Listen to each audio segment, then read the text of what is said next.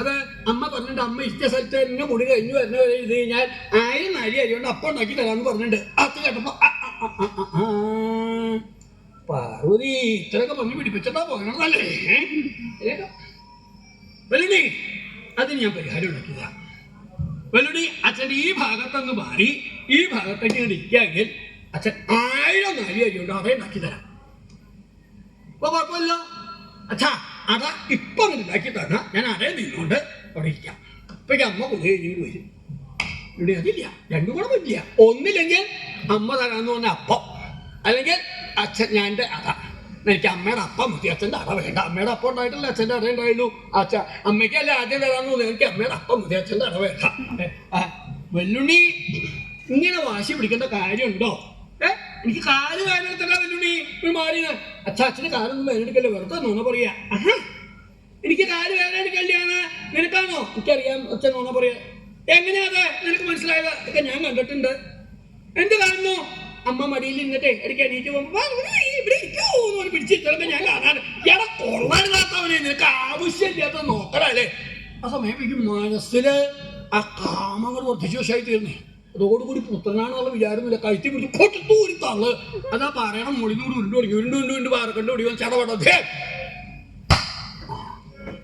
ഏകദേശം അടുത്തിരുന്നൊക്കെ പോയി. ഇനി വലിയ താമസമില്ലാണ്ട് അവസാനിപ്പിക്കാം, അല്ലെങ്കിൽ കാര്യം അപകടവും. എന്താച്ചാൽ പാർവതി കൂടി കഴിഞ്ഞു വന്നു കഴിഞ്ഞാൽ ഇനിയിപ്പോൾ കാര്യമൊന്നും നടക്കില്ല. അത് വേഗം ഇനി തീർക്കുക തന്നെയാണ് നല്ലത് എന്ന് നിശ്ചയിച്ച് തലമുടിയൊക്കെ കഴിച്ച് ഗംഗാഭഗവതി എടുത്ത് മടിയിലേക്ക് അങ്ങ് വെച്ചു. മടിയിലേക്ക് വെച്ചപ്പോഴാണ് ഭൃംഗീരടി നോക്കുമ്പോൾ അകത്തിൽ നിന്ന് ആൾക്കാർ ഓരോരുത്തരായിട്ട് പുറത്തേക്ക് പോകണ്ടേ. അവിടെ വരെ ചെന്ന് നോക്കിയില്ലെങ്കിൽ കാര്യാപകടവും. ദേവി പ്രത്യേകം പറഞ്ഞിട്ടാ വേണേ. ഭഗവാൻ ആ ഗംഗാഭഗവതി എടുത്ത് മടിയിലേക്ക് വെച്ചപ്പോഴും വേഗം വന്ന് ഭൃംഗീരടിയെ എന്താ പോരേണ്ടായത്? ഇവിടെ അടിയനെ കൊണ്ട് എന്തെങ്കിലും അത്യാവശ്യമുണ്ടോന്നറിയാൻ വേണ്ടി അവൻ്റെ ലോഹ്യം ചോദിക്കാൻ കണ്ട സമയം പറഞ്ഞാൽ പോലും അനുസരിക്കാത്തവൻ ഇപ്പോഴാണ് അവന് നിന്നെ കൊണ്ട് ഇവിടെ ഒരു ആവശ്യമില്ല, വേ പോകോ. ഞാൻ എന്തെങ്കിലും ആവശ്യം ഉണ്ടെങ്കിൽ വിളിക്കാം, അപ്പം മാത്രം ഇവിടെ വന്നാൽ പോകാം. ഒരാളെ അല്ലാതെ നിങ്ങൾ പറഞ്ഞു വിടുകയും വേണ്ട, പോകാം. ഇവിടെ വന്നാൽ ഭൃംഗേഴിക്ക് നിൽക്കാൻ സമാധാനം ഉണ്ടാവും. അകത്ത് മടിയിലേക്ക് എടുത്ത് വെച്ച കാഴ്ച കണ്ടിട്ട് അങ്ങോട്ട് പോകുന്നത്. അതുകൊണ്ട് എല്ലാവരും നിർത്തിയില്ല.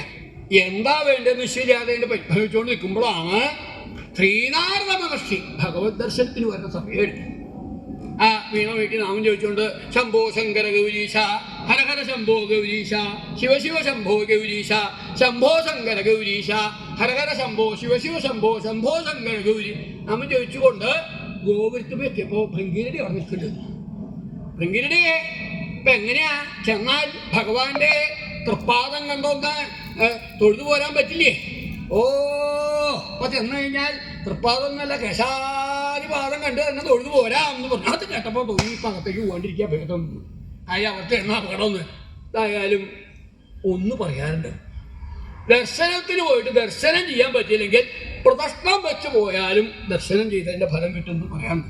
സ്വതം അങ്ങനെ പതിവുള്ള ദർശനത്തെ നിന്നപ്പോഴേക്കും നടയൊക്കെ അടച്ചു കഴിഞ്ഞു എന്നുണ്ടെങ്കിൽ പ്രദക്ഷിണം വെച്ച് പോയാലും മതി, ദർശനം ചെയ്തതിൻ്റെ ഫലം കിട്ടും. ഏതായാലും ഇന്ന് അത് മതി എന്ന് നിശ്ചയിച്ച് നാമം ജപിച്ചുകൊണ്ട് ആ കൈലാസ പർവ്വതത്തിന് പ്രദക്ഷിണമായിട്ട് ഇങ്ങനെ പോയി തുടങ്ങി.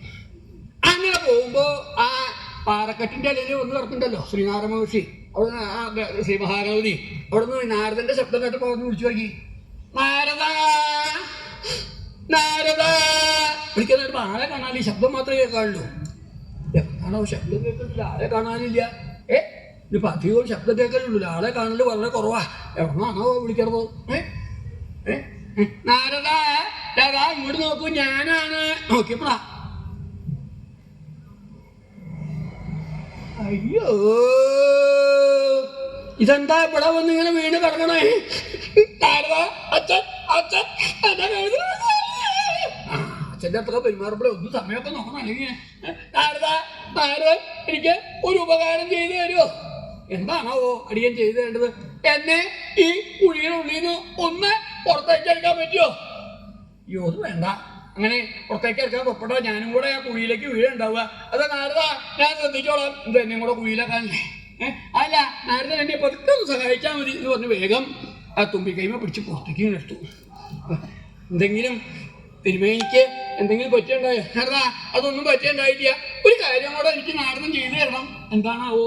അമ്മ മാനസം സരസിൽ കുളിക്കാൻ പോയിട്ടുണ്ട്. ഈ കാര്യം ഒന്ന് അമ്മയുടെ അടുത്ത് അറിയിക്കണം. ഓ, അത് ഞാനായിക്കോളാം. സന്തോഷമായി. നാരദാ, അത് മാത്രം പറഞ്ഞാൽ പോരാ. അമ്മ എനിക്ക് അപ്പം തരാമെന്ന് പറഞ്ഞു. അപ്പൊ ഞാൻ അച്ഛൻ്റെ മടിയിൽ നിന്ന് എണീറ്റ് പോകുന്നതല്ല, തള്ളിയിട്ടതാണ്. അതുകൊണ്ട് അപ്പം തരാതിരിക്കരുതെന്ന് പ്രത്യേകം പറയണം. പറഞ്ഞു വിട്ടു. അപ്പത്തിന് കാര്യം പറഞ്ഞില്ലേ? ഓ, അതൊക്കെ വേണ്ട പറഞ്ഞോളാം എന്ന് പറഞ്ഞ് നാരദമഹർഷി വേഗം അവിടുന്ന് പോകുന്നു.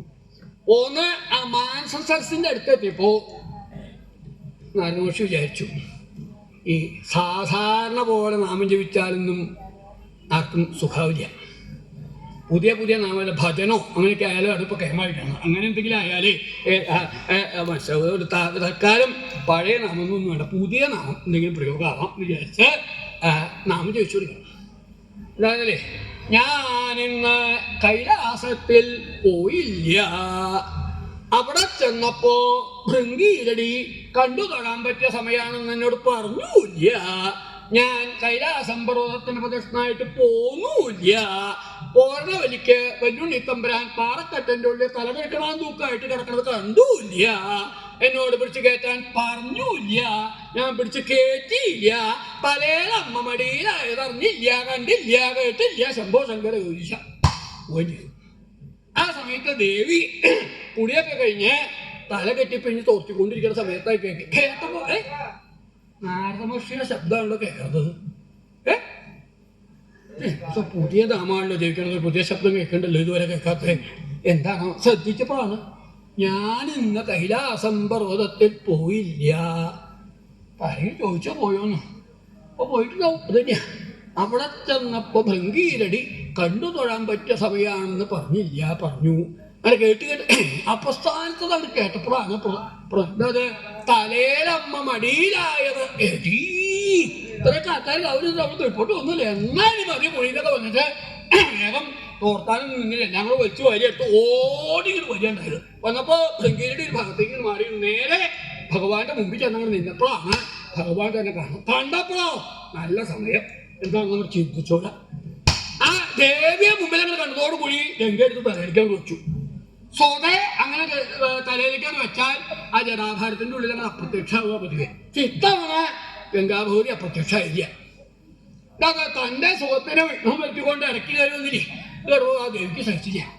ഓ എടീ, ഔ ഔ ഔ ഒക്കെ കുളിക്കാൻ പോയിട്ട് ആ കുളി മുഴുവനാക്കാൻ നേരെ ജനുമ്പോ ഓടികൾ തോന്നിക്കുക അല്ലേ?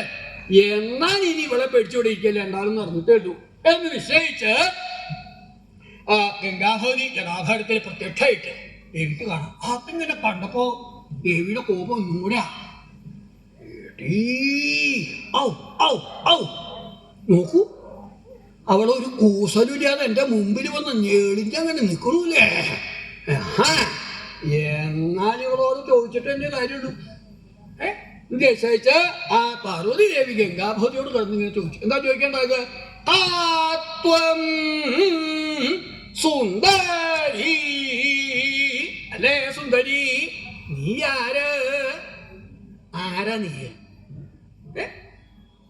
ഞാൻ ഇതിനു മുമ്പ് നിന്നെ ഇവിടെ കണ്ടിട്ടില്ലല്ലോ, എവിടുന്നാ നീ വരികയുണ്ടായത് എന്ന് കടന്നവർ ചോദിക്കുകയുണ്ടായത്.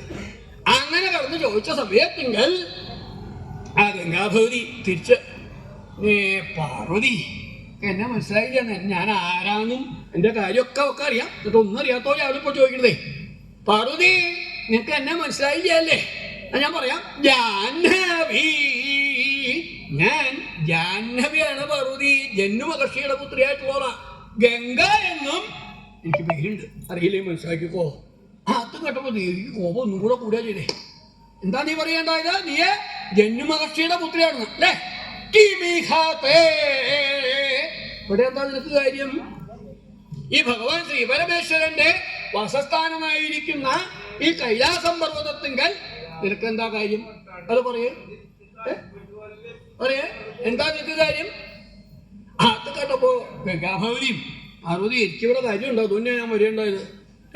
ഭക്ത ഹരോ മന്വസൗ അസൗഹര മേ ഭർത്താനു. സംഹാരമൂർത്തിയായി മംഗളസ്വരൂപനായിരിക്കുന്ന ഭഗവാൻ ഈ ശ്രീപരമേശ്വരൻ എന്റെ ഭർത്താവാണ്. നിനക്ക് അറിയില്ലെങ്കിൽ മനസ്സിലാക്കിക്കോ. ഭർത്താവെന്നല്ല, ഭർത്താവനു, എന്റെ ഭർത്താവാണെന്ന് ലോകത്തിലുള്ളവർക്ക് എല്ലാവർക്കും അറിയാം. അതുകൊണ്ടാണോ അദ്ദേഹത്തിന് എല്ലാവരും ഗംഗാധരൻ ഗംഗാധരൻ എന്ന നാമത്തില് അദ്ദേഹത്തിനെ സ്തുതിക്കാനുള്ള കാരണം എന്താ? എന്റെ ഭർത്താവ് അതുകൊണ്ടാണ്. ഇതൊക്കെ അറിയില്ലെങ്കിൽ മനസ്സിലാക്കി പോകുന്നു. അത് കേട്ടപ്പോ പാർവതിയും എങ്കേ അങ്ങനെ പറഞ്ഞാൽ ഞാൻ എനിക്ക് സംഭവിച്ചു തരാൻ പറ്റില്ല. അങ്ങനെയാണെങ്കിൽ ഒരു കാര്യത്തിന് കൂടെ നീ മറുപടി പറയണം, എന്നാലും എനിക്ക് സംഭവിച്ചു തരാൻ പറ്റും. അത് അമ്പസ്ത്വം കിമുവേസി മന്മഥരസം. ലേ ഗംഗേ, ഈ അമ്പസല്ലേ, വെള്ളല്ലേ, നിനക്ക് മന്മഥരസം ഉണ്ടോ, കാമരസം ഉണ്ടോ നിനക്ക്? വെള്ളത്തിന് കാമരസം ഉണ്ടോ എന്ന് ഇന്ന് ഒരാളും പറഞ്ഞിട്ടില്ല. എനിക്ക് ചോദിച്ചോളൂ, പല വെള്ളം ഉപയോഗിക്കുന്ന ആൾക്കാരുണ്ടാവും. വെള്ളം ഉപയോഗിച്ച് ഇങ്ങനെ പല ശബ്ദങ്ങളും ഉണ്ടാക്കുമെന്ന് കേട്ടിട്ടുണ്ട്. പക്ഷേ കാമരസം ഉണ്ടാവുന്നു ഇന്ന് ഒരാളും പറഞ്ഞിട്ടില്ല. പിന്നെ എങ്ങനെയാ ഞാൻ സംഭവിക്കണു? അത് കേട്ടപ്പോ ഗംഗാഭഗവതി പാർവതി ഈ ഒരു ചോദ്യത്തിന്റെ മുമ്പ് ഞാൻ നിന്നോട് തുക്കുകയും ചെയ്തു. അതായത് ഞാൻ വെള്ളമാകുകൊണ്ട് എനിക്ക് കാമരസം ഉണ്ടോ ഇല്ലെന്നാണ് നീ ഇപ്പോൾ ചോദിക്കേണ്ടതല്ലേ? ഞാൻ നിന്നെ ബോധ്യപ്പെടുത്തി തരായിരുന്നു. പക്ഷെ നമ്മൾ രണ്ടുപേരും ഒരേ കണക്കിൽപ്പെട്ട ആൾക്കാരായി പോയി. പിന്നെ എങ്ങനെ ചെയ്യാം? അവിടെ ഒരു കാര്യം ചെയ്യാം, നിനക്കും കൂടി വിശ്വാസമുള്ള ആളെ കൊണ്ട് തന്നെ പറയിപ്പിക്കാം. ഞാനാത്യായം പതി, നിന്റെ ഈ പതി അറിയണു എനിക്ക് കാമരസം ഉണ്ടോ ഇല്ല എന്നുള്ളത്. ആ ഭഗവാനോട് ചോദിച്ചു, ഭഗവാൻ നിന്റെ ഭർത്താവായിട്ടുള്ള ആളല്ലേ? ആ ഭർത്താവിനോട് ചോദിച്ചു നോക്ക്, അദ്ദേഹത്തിന് പറഞ്ഞാൽ നിനക്ക് വിശ്വാസം വരില്ലോ എന്ന് പറഞ്ഞു. ആ മറുപടി അവിടെ കേട്ടതോട് അതുവരെ ആ ഭഗവാനോട് ചോദ്യം ചോദിച്ചോണ്ടിരുന്ന ആള് ആ ദേവി ഗംഗയോട് ചോദിച്ചിരുന്ന ആ പാർവതി ദേവി നേരെ ഭഗവാനെ നേരെ എടുത്തു ചോദ്യം. എന്താ? സ്വാമി സത്യമിതം ലേ സ്വാമി, ഈ ഗംഗ പറയുന്നത് സത്യം തന്നെയാണോ? ഞാൻ അവളോട് ചോദിച്ചു, അല്ലേ ഗംഗേ നീ വെള്ളമല്ലേ, നിനക്ക് കാമരസം ഉണ്ടോ എന്ന് ചോദിച്ച സമയത്തെങ്കിൽ ആ ഗംഗ പറയണു, അങ്ങക്കറിയാം എനിക്ക് കാമരസം ഉണ്ടോ ഇല്ല എന്നുള്ളത് അങ്ങക്കറിയാന്ന് പറയുന്നു. പറഞ്ഞത് പരമാർത്ഥം തന്നെയാണോ എന്ന് ചോദിച്ചു. ആ മറുപടി ആ ചോദ്യം അങ്ങോട്ട് കേട്ടപ്പോഴാണ് ഭഗവാനും എന്താ വേണ്ടത് ശരിയാണ്. എന്താ മറുപടി പറയേണ്ടത്? എന്താ മറുപടി പറയാ? ഗംഗയ്ക്ക് കാമരസം എന്താന്ന് പറഞ്ഞാൽ പാർവതിക്ക് അലോഹ്യവും. ഗംഗയ്ക്ക് കാമരസം ഇല്ലാന്ന് പറഞ്ഞാൽ പാർവതിക്ക് സന്തോഷമാവും, അപ്പൊ ഗംഗയ്ക്ക് പിടക്കവും. എന്താ പറയേണ്ടത്? എങ്ങനെയാ മറുപടി പറയണ്ടേ? എങ്ങനെ മറുപടി പറഞ്ഞാലാണ് ഇതിന് പരിഹാരം ഉണ്ടാക്കാൻ പറ്റുക? അതാണ് ഞാൻ ആദ്യം തന്നെ പറയേണ്ടായത്. ഭഗവാന് പോലും മറുപടി പറയാനായിട്ട് ആലോചനാ വിഷയമായിരുന്നു അവരുടെ സംഭാഷണം, അല്ലേ? അത് പാർവതിക്ക് സന്തോഷമാകാൻ പറഞ്ഞാൽ ഗംഗയ്ക്ക് സുഖമില്ല, ഗംഗയ്ക്ക് സന്തോഷമായ പാർവതിക്ക് സുഖമില്ല. എങ്ങനെ മറുപടി പറയണം? ആലോചിച്ചോളൂ കേട്ടോ. ഭഗവാന്റെ അവസ്ഥ ഇതാണെങ്കിൽ രണ്ടുപേരുള്ള ആൾക്കാർ ഇപ്പൊ തന്നെ ആലോചിച്ചു ഒരിക്കലും എന്താ വേണ്ടിയിട്ടാണ്, അല്ലേ? എങ്ങനെയാ മറുപടി പറയാ? കുറച്ചു നേരം ഭഗവാൻ എന്നെ എന്താ വേണ്ടത് ശരിയട്ടെ ഒന്ന് പരിഭ്രമിച്ചു. അവസാനം അദ്ദേഹം പറഞ്ഞു, നഹി പ്രിയതമേ, ഇല്ല. അത്രേ വരുന്നുള്ളൂ. ഈ വലിയ വലിയ ആൾക്കാരാകുമ്പോൾ അങ്ങനെയല്ലോ, കുറച്ചേ പറയുള്ളൂ. പക്ഷെ പറയുന്ന വാക്കില് ധാരാളം ഉണ്ടാവും അർത്ഥം. ഭഗവാൻ പറഞ്ഞ അത്രേ ഉള്ളൂ, നഹി പ്രിയതമേ, ഇല്ല എന്ന് പറഞ്ഞു. ഇല്ല എന്ന് പറഞ്ഞപ്പോ രണ്ടു പേർക്കും പോകായി. എന്താണ് പാർവതി എന്താ ചോദിക്കേണ്ടത്? ഗംഗയ്ക്ക് കാമരസം ഉണ്ടോ എന്ന്. ഇപ്പൊ ഇല്ല എന്ന് പറഞ്ഞപ്പോ പാർവതിക്ക് സന്തോഷമായി.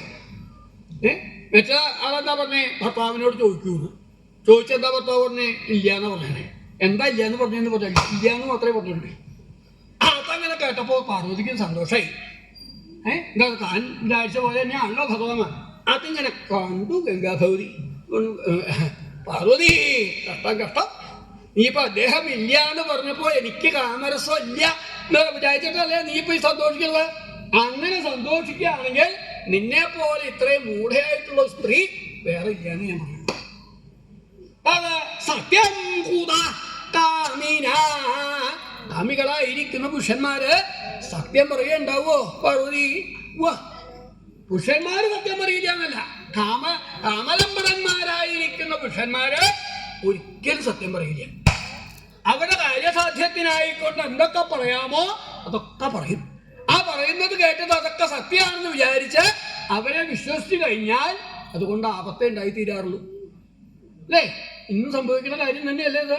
എത്രയോ പേർക്ക് ഇന്ന് സംഭവിക്കണം. ഓരോരുത്തരോ വാക്ക് കേട്ട് മയങ്ങി ആ പറയുന്നത് സത്യമാണ് ശരിയാണെന്ന് വിചാരിച്ച് എല്ലാവരും ഉപേക്ഷിച്ച് അച്ഛനെയും അമ്മയും ബന്ധുക്കളെയൊക്കെ ഉപേക്ഷിച്ച് അവരെ പിന്നാലെ അങ്ങോട്ട് പുറപ്പെടും. പുറപ്പെട്ടിട്ട് അവസാനം എന്താ ഉണ്ടാവുന്നത്? അവസാനം ആരും ഇല്ലാതെ കണ്ട് അയാളുടെ ആവശ്യം കഴിഞ്ഞാൽ ആരും ഇല്ലാതെ കണ്ട് പ്രാണം വരെ ഉപേക്ഷിക്കണില്ലേ? ഇന്നും നിത്യേന കേൾക്കുന്ന കാര്യങ്ങളല്ലേ? ഞാൻ പറഞ്ഞത് ഇന്നും സംഭവിച്ചുകൊണ്ടിരിക്കുന്ന വിഷയം തന്നെയാണ് എന്ന് പറയാനുള്ള കാര്യം. ഒരിക്കലും അങ്ങനെയുള്ള പുരുഷന്മാർ സത്യം പറയേണ്ടാവില്ല. അതുകൊണ്ട് പാർവതി അദ്ദേഹം പറഞ്ഞു കേട്ടോ, നീ സന്തോഷിക്കണമെന്നുണ്ടെങ്കിൽ നീ സന്തോഷിക്കണ്ട.